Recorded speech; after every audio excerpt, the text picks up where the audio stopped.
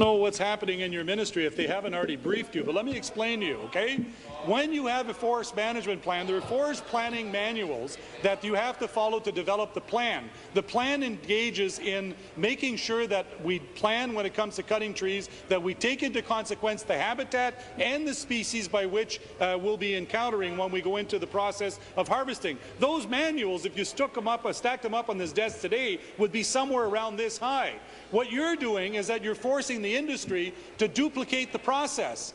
What you're basically doing is you're saying you're going to have to apply for permits above and beyond what it is that we already have in the forest management plan. The reason I voted against the legislation was you never accepted our amendment that would have basically incorporated the good works that's been done under the Sustainable Forestry Development Act that could have been basically tied into this legislation. So I say again, will you accept the premise that the work done on the forest management plan be the work that basically makes sure that we're compliant with the Endangered Species Act? Minister. Thank you very much, Mr. Speaker. The member makes a great many assumptions. We have a whole year to sit down and work with the forestry industry in the forest management plans.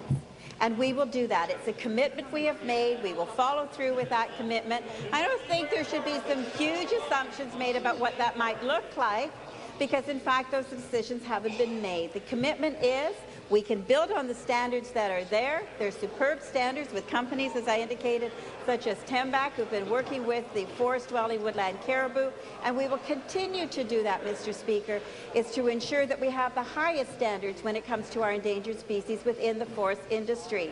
And we have the commitment of the industry, not all of them at this point, to work with us.